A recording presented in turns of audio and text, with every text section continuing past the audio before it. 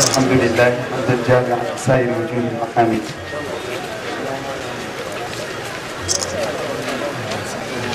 صلى الله وسلم على سيدنا محمد الفاتح الخاتم وعلى اله حق قدره ومقداره العظيم. اللهم انا نسالك من الخير كله عاجله واجله ما علمنا منه وما لم نعلم، ونعوذ بك من الشر كله عاجله وآجله ما علمنا منه وما لم نعلم. shekunanmu, iyayenmu da malamanmu, yan uwana almajirai, muridai, masoya, assalamu alaikum wa rahmatullahi wa barakatuh.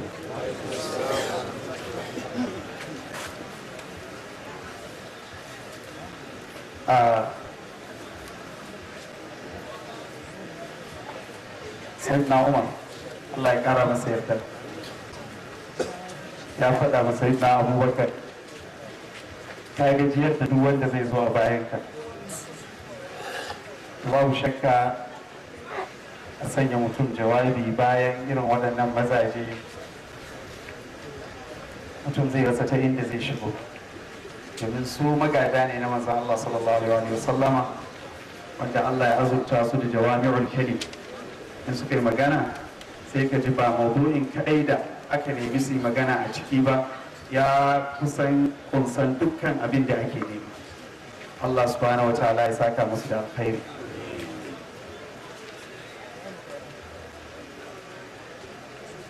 Ina ƙara gode ma Allah subhanahu wa ta'ala da ya zaɓi wannan taron zama wata intilafa, wata dama. Wannan kuma yana nuna mun akan kaina tukuna kafin watan ila sauran 'yan uwa tsarin albarkan Maulana Sheikh Salahuddin Niyas. Na dade ina da wani buri a rayuwa, ina fatan yau Allah subhanahu wataala farman shehu radiyallahu anhu ya zama intilaka na ta haƙƙoƙin wannan buri. Shine Allah subhanahu wataala ya datar da mu wajen maulidin sayyidina rasulullahi sallallahu alaihi wa sallama, mu fara karatun diwanin shehu radiyallahu anhu, karatu bi da bi, watan tun da ana gayyatar da yawa, to sai ya zama in an zo a wannan maulidin aka samu aka karanta ko da baiti uku ne, mu dauki bai diwani ɗaya daga cikin diwanan shehu radiyallahu anhu a shekara. In an karanta baiti uku, in an gayyata wani maulidin sai a daura daga baiti na hudu, in an gayyata wani maulidin sai a daura daga inda aka tsaya. In Allah ya taimaki mutum sai a samu a karanta wani abu gwargwado daga ciki, wanda abin da Allah ya so daga cikin diwanin shehu radiyallahu anhu, wanda muna matukan buƙatar bitan gwalagwalan ma'anonin da ya kunsa. Wannan ba don da'awa ce ta fahimta ko sani ko riskan manufar shehu radiyallahu anhu a cikin diwani ba, domin wannan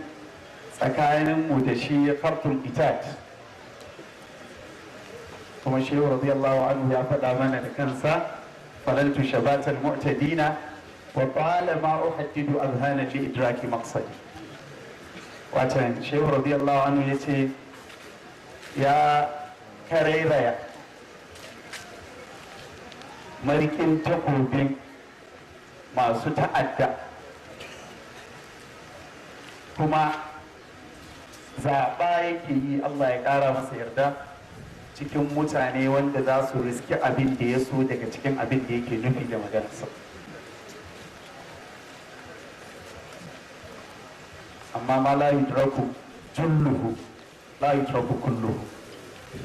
Kuma da a ce wannan uzuri ne, da ba a taba bawa bai taba mujasaran kokarin tafsirin alqur'ani mai girma ba. Diwanin shehu radiyallahu anhu makaranta ce mai girma, amma yana damun zuciyan almajiran ilimi irina cewa an bar ma darawish su suke morewansu kadai da gwalagwalan ma'anonin da diwani ya kunsa, sai dai kuma da yawansu ma suna da rairawa ne kadai, ba abin da suke riska sai dai irin wannan riskan na yaran shehu radiyallahu anhu. mun san yaran shehu ba, yaran malaminsa sallallahu alaihi wa alihi wasallama, watan yaran da ba yana magana da lugha ce da ake fahimtar ta da kwakwalwa na dan adam ba, yana magana ne da lugha da take tafiya zuciyar dukkan mai saurara. saboda haka in yi magana da dukkan halitta za su fahimta, kowa gwargwadon mahimfinsa. amma duk da haka yana ganin akwai bukata mai karfi na mu zauna ne mu darasan diwani, irin karatun da nake roƙon Allah subhanahu wa ta'ala ya datar da mu cikin yinsa a wannan wajen. duk da ya mu da tsananin jahilci, tabbata zai ma mutane da yawa ƙila ɗan nisan riska. dalili saboda tafiya da aka yi da yawa cikin wani nau'in karatu sabanin wani. mun sani alkur'ani mai girma mu'jizansa ya bayyana ne ta hanyar wata irin dukkan da wani irin tansiki na lafuzansa da wani irin zurfin dilala na ma'aninsa, wanda yake ba mai iya iskan wannan sai mai zurfin karatu a cikin harshen larabci, kuma mai zurfin karatu a cikin manufofin haɗin zance, wanda wannan ne ya sa ƙila irin su albaqallani suka tafi a cikin wannan matafiyan hadde a ƙarshe. al-imamul jurjani ya zo ya wallafa shahararren littafin shi da la'ilul ijaz, wanda ya bayyanar da wannan. to kokarin da muke yi shine mu nemo da la'ilul ijaz daga cikin diwanin shehu radiyallahu anhu.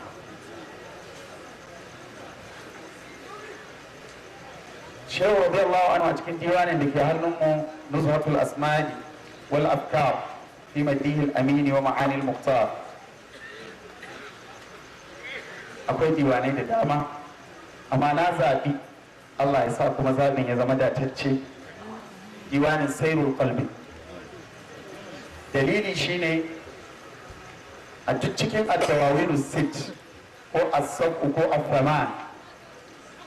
babu diwani wanda yake watan da yake dai ana cewa watan waliyi abin dubawansa kullum. in kana son ka san waliyi to ka duba ƙarshen abin da ya rayu a kai. amma shehu radiyallahu anhu ya wuce waliyi, shehu shanun min shu'unillahi. saboda haka ba za mu shehu, shi yasa arifai suke cewa shehu radiyallahu anhu shi yasa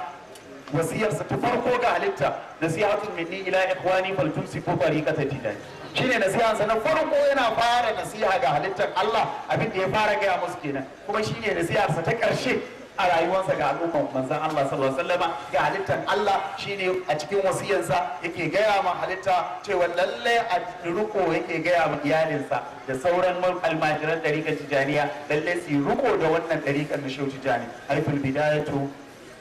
haiful nihayatu. to sairul qalbi diwani ne wanda shehu radiyallahu anhu Allah ya zaɓi ya zama shine diwaninsa na ƙarshe a rayuwarsa.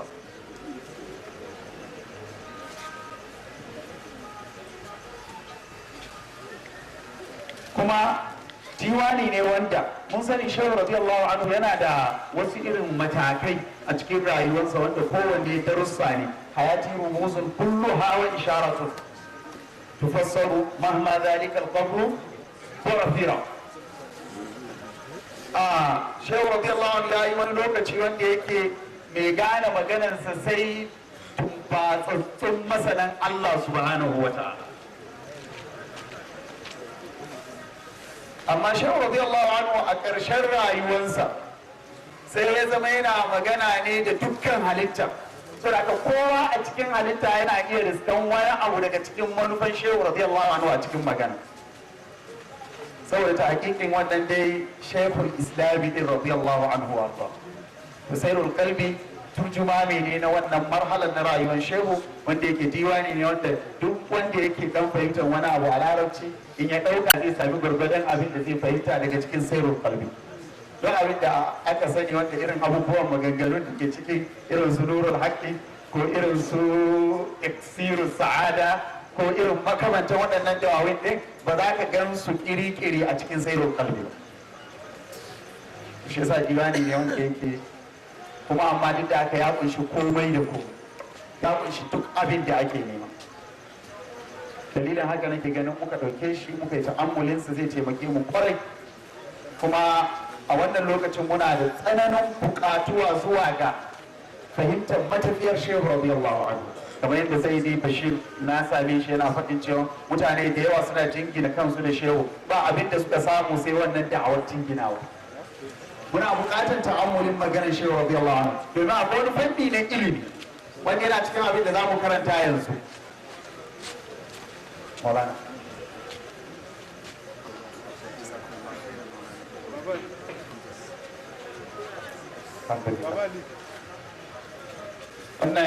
Wannan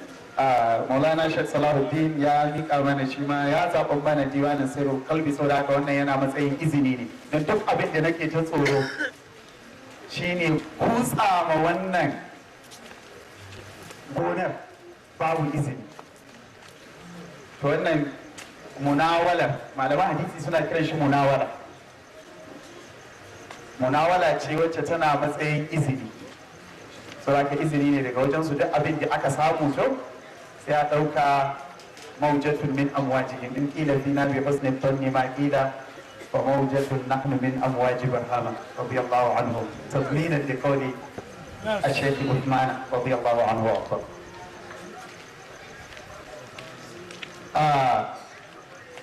ba tare da tsawaita mukaddima ba muna neman himman shehu radiyallahu anhu ya riko da hannayenmu. Himman shehu radiyallahu anhu ta bude idanun basiranmu da riskan abin da gwanintanmu ko isanmu ko wayanmu ko iliminmu bai kai mu riska ba. Diwanin Sairul Qalbi diwani ne da aka gina shi akan haruffan mu'jam, amma lura da farkon haruffa ba ƙarshe ba. Watan shehu radiyallahu anhu ya gina shi akan haruffan hijaiya, amma ta haruffan farko. Watan kowane kasida harafin da aka fara kasidar da ita ce harafin da ake nufi da harafin wannan kasida. Saboda wannan kasida ta fara da kasida ta farko ta fara da harafin alif, kamar yadda muke cewa diwanin kansa muka kalle shi zamu ga tafiyar ne shehu radiyallahu anhu yake yi zuwa ga manzon Allah sallallahu alaihi wa sallama. Kuma kowace kasida tana gini ne akan abin da kasidar ta gabatar. A kasidan farko shehu radiyallahu anhu yana tambaya a baifin sara'am anna rabbiya yammama, sai ka ji farkon kasida ta biyu tana amsa wannan tambayan, bale inna habi ardu baha muhammadun fa zaka atiqun zaka sal'un wa qarqadun. Haka kasida ta uku sai ka tunda an zo ardu baha muhammadun to an fara muwajaha, ana magana da sayyidina rasulullahi sallallahu alaihi wasallam, jama'atan wujudan haibatan wa jalala وأبصرت من ذا بهجة وجمالا جمالك أنس هيبة ومحبة فأنت أتم المرسلين كمالا. أنا مجانا عند سيدنا رسول الله صلى الله عليه وسلم. الآن شيخ رضي الله عنه ينا رسول الله صلى الله عليه وسلم yana shiga cikin wani yanayi, saboda haka kila cikin wannan yanayin har hawaye suka rika zuba daga idanunsa radiyallahu anhu saboda munajatin sa da sayyidul wujudi sallallahu alaihi wasallama sai muka ji kasida ta uku yana dumu'un karakraqil lujaini tubarhinu ala sidqi shauqi bainamal waqtu mawhinu haka ma'ana ga yana ana munajati kuma dole akwai lokacin rabuwa dan ana rabuwa dan a haduwa ta rabuwa na zahiri dan ba rabuwa ne ko na cikuna ba rabuwa na zahiri dan a haɗu domin da ba din rabuwa ba za a sami haɗuwa ba sau haka lokacin sallama ya zo don haka alasun ishauki bai na malwaktu mawhinu ana cikin wannan ƙila kamar kaddara dai irin mutanen nan masu tambayin wannan waye sun zo suna tambayin shehu radiyallahu anhu sai mu je na ba da amsa kasida mai zuwa ko huwa al-hibbu ibrahimu qad jaa za'ira li ahmad khairil alamin wa shakira faman kana yad'u lil madinati za'iran siwahu fa inni ji'tu ahmad za'ira haka kasidun da suke tafiya gaba ɗayan su a tsarin sayrul qalbi din bil mustafa al-hibbi ila hadratir rabbi. To, kasidan farko ta ce a baifin sara am anna rabbi ya yammama. Shin, a kan haƙuri ina da raunin Hausa, saboda haka dai haka za mu dinga haɗawa Allah subhanahu wa ta'ala ya ganar da mu gwargwadon abin da ya so mu gane. Watan shin, baif shi ne baƙon mafarki baƙon dare da yake zuwa wa mutum cikin mafarki watan ƙwai nau'i ne na khayal wani khayali ne wanda yake zuwa cikin bacci wani abu ya zo maka a nan akwai wani dilala wanda yake nuna mana watan zurfin harshen larabci wajen nuni zuwa ga manufofin kalmomi kalmar baifu kamar yadda na ce wani abu ne wanda zai zo ma mutum so da ashe asalin shi dan uwan baifu ne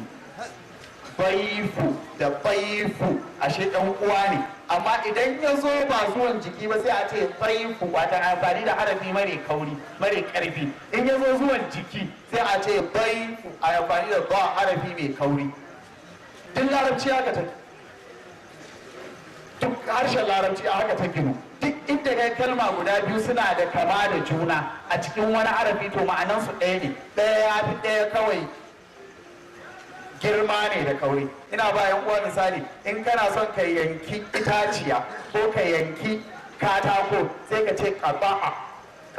ko amma in za ka tsinki mangoro a itace sai ka ce ƙabafa kaga a din ne ka canza da fa saboda shi fa bai kai karfin a ba in kana son ka yayyafa ruwa sai ka ce na baha in ko za ka watso ruwan da karfi ne sai ka ce na baha ko to duk inda ka gansu a larabci wannan ba su da iyaka duk inda ka samu hakan za ka yi ta samu babu saɓani in ka ce misali saka hannu a cikin ruwa a ɗibo ruwa a ɗago hannun sai ka ce ƙarafa ya saka hannu ya ɗibo ruwa ya ɗaga hannunsa amma in ya shiga cikin ruwan ya nutse sai koma ga ka da fa wancan sau da ya shiga ya fito ba wahala sai zama ƙarafa wannan da ya shiga ya nutse sai koma ƙaraka to haka dai duka harshen larabcin yake a baifun sara shin irin wannan baifu khayalin din ne ya zo mun shehu radiyallahu anhu yake cewa in an ce sara shine abu ya zo da daddare ya yi tafiya cikin dare amma cikin daren bayan ratsawan tsakiyar dare watan tafiyar tsakiyar dare ko ƙarshen dare am Allah rakbiya yammama koko ayari na watan an ce rakbu shine taron mahaya jam'in rakibu ne yana cikin irin jam'in da in ya ƙara yawa sai ya rage yawa a ginin jumla kamar sahibu a ce sahibu ko sohibu am anna rakbiya yammama ko da gaske taron ayarin da nake ciki ko mahayan da watan ayarin da muke cikinsu sun nufi hadaran manzon Allah ne sallallahu alaihi wa alihi wa sallam mawatina khairin nasi watan bigirora inda manzo Allah sallallahu alaihi wasallam ya dauke su wajen zama shine mawdinu ka gani shi ma irin wancan misali in inda aka taka ne da kafa kawai sai a ce mawdinu an taka kawai da kafa amma ba a zauna ba amma in aka zauna sai a kawo kalmar da tafi wannan zurfi ita ce na sai a ce mawdinu to an riga an zauna inda aka dauka mazauni to au anna rabbi ya yammama mawatina khairin nas wuraren da manzon Allah sallallahu alaihi wa sallama ya dauka a matsayin mazauni lisairi watan gidajen manzon Allah kenan sallallahu alaihi wa sallama lisairi sammama da gaske raddin nawa ya kulli aniya ya dage ya dauki himman tafiyan da gaske fa hal ya tura anni unihu bi babihi shin kana ganin ko ni din ne kuwa nake yada zango nake sauka a kofar gidansa sallallahu alaihi wa alihi wa sallam wa amshi bi ta'dibin kuma ina tafiya da tsananin ladabi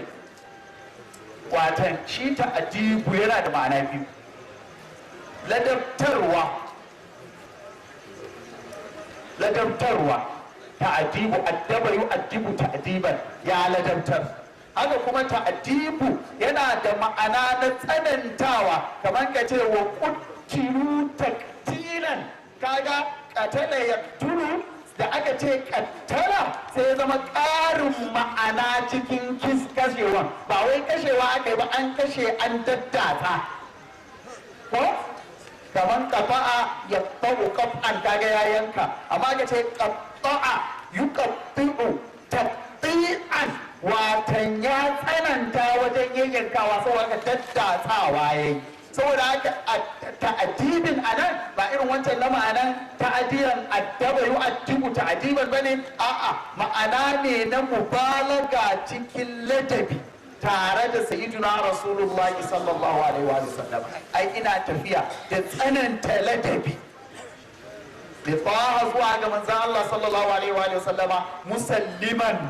ina mai sallama gare shi sallallahu alaihi wa sallama anan ma shehu radiyallahu anhu ya warware mana wani sabani ko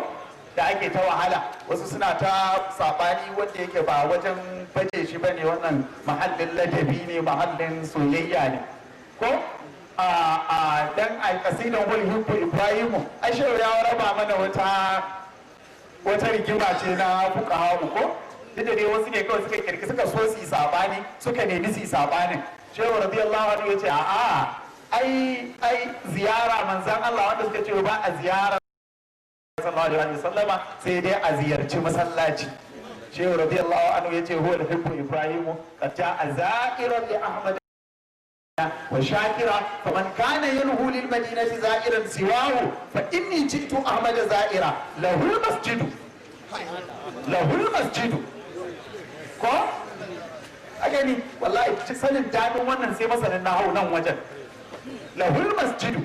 sai wanda ya san nahawu ya san menene takdimi da ta'khiri yake nufi ya san in an yi takdimin khabari alal mubtada me wannan abin yake nufi ai asalin siyakin jumlar al masjidu lahu ne ko sai ya ce lahul masjidu ai masallacin ba na kowa bane nashi ne kayansa ne ka je ziyaran kaya kamar bai kaya lahul masjidu al-a'la fa qala mushidu yace ai masallacin bai sami ɗaukaka ba shine ma'anar mushidu ba wai ginin tsawon ba manzon Allah ne ya bashi ɗaukakan shi na ma'ana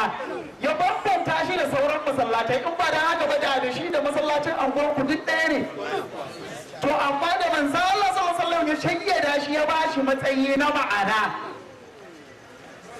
ba wancan mushidu na ginawa na tsawo ba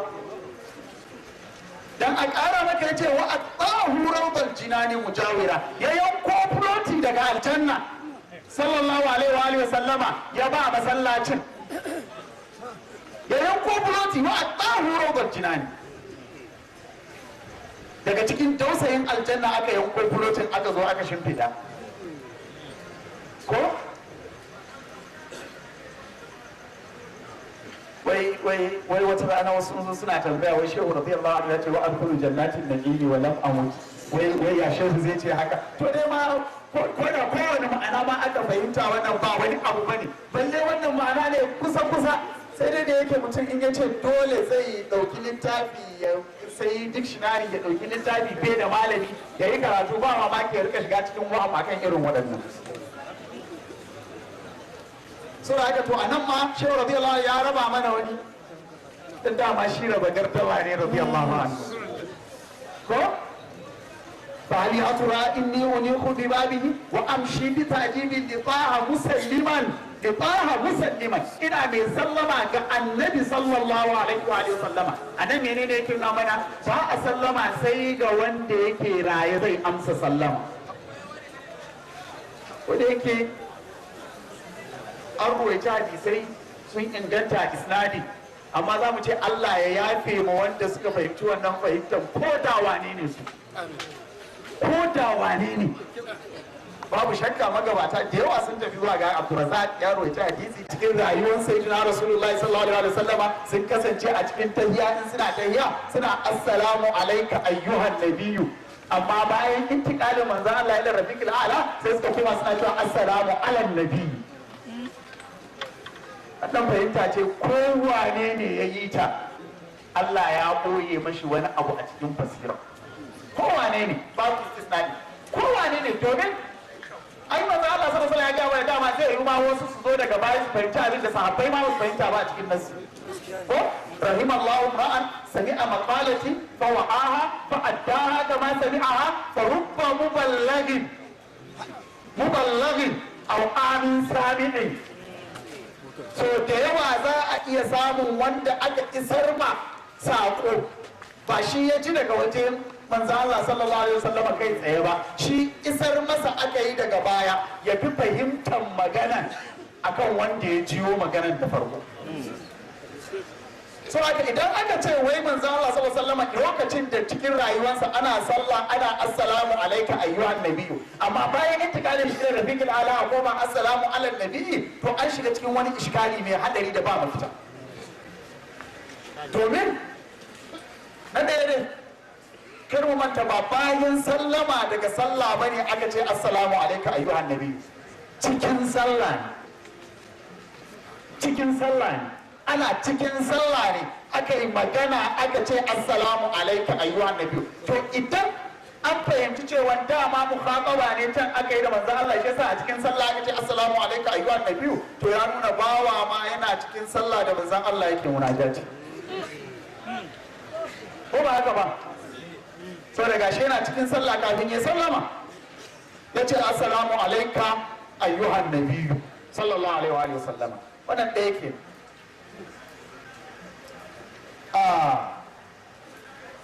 na biyu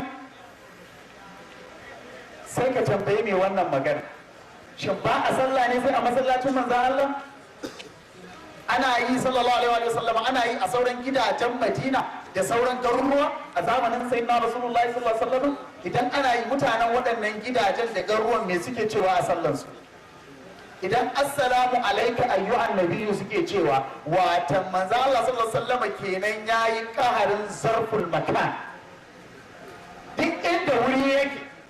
yana nan kenan ana masa sallama amma sai zarful zaman shine ya gagari kahar to kuma zarfin shi guda ɗaya ne zarful zamani da zarful makani abu ɗaya ne duk wanda ya iya kaharin zarful zaman makan to zai kawarin zarfin sama ko shi yasa manzo Allah sallallahu alaihi wasallama kamar yadda kullum muna faɗa mai kuwa shi babu da su da yanzu da an jima a lamarinsa shi duka yanzu ne wa ma amruna illa wahidatan falamhin bil basar duka yanzu ne shi yasa za ga yana nan sai ya rika ce ma wani na ganka aljanna ga ka aljanna na shiga aljanna na ganka ga mutum a duniya ko ana sallah sallallahu alaihi wasallama ya matsa zai dauko dan itaciyar aljanna hadisin bukhari da muslim sai ya dawo da baya sai rasulullahi mun kana sallah ka matsa ka miƙa hannu mun ga ka dawo ya ce kun gani itaciyar aljanna ne, inabin aljanna ne, na so in ɗauko maku bunch ɗin shi guda ɗaya, wanda da na ɗauko maku da kun yi ta ce har duniya ta naɗe. Saboda menene wannan? Za ku ta ce har duniya ta naɗe. Saboda na aljanna ne, shi kuma lamarin baƙin ne, ma inda kum yanfadu wa ma inda Allahi baƙin. To kayan ma inda Allahi ne shine Annabi sallallahu alaihi wasallam. Da haka sayyidina Rasulullahi sallallahu alaihi wa sallama